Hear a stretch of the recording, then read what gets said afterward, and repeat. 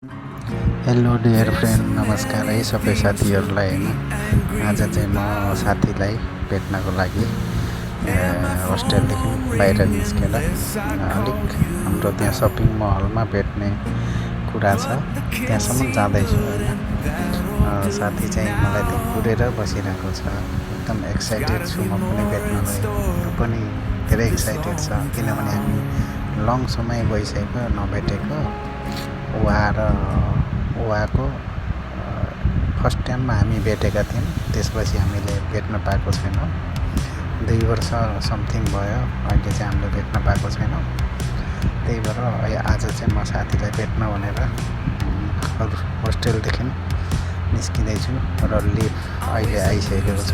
लिफ्टमा चढेर तल ग्राउन्ड फ्लोरमा जाँदैछु। लिफ्ट त्यति साह्रो कुरिरहनु पर्दैन, एकदम छिटो हुन्छ यहाँको लिफ्ट। एकदम राम्रो छ लिफ्टको सुविधा चाहिँ, एकदम छिटो पनि जान्छ। 1 मिनटमा तपाईँको तल पुगिसक्छ। त्यही हो। अब चाहिँ म तल झरिसकेको छु होइन, ग्राउन्ड फ्लोरमा।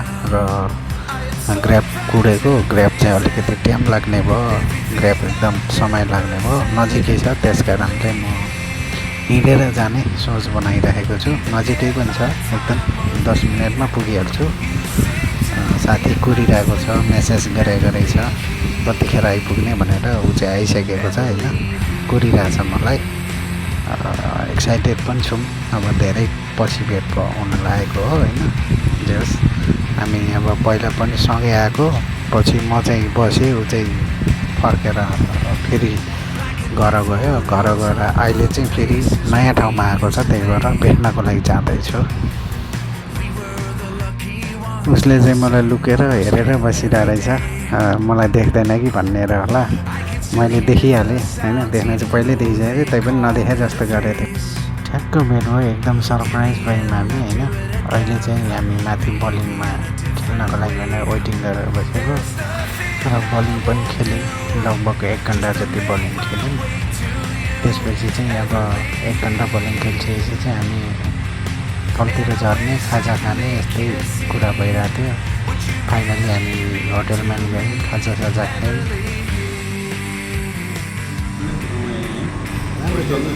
राम्रो रोटी मस्त थियो। अनि खाऊ न,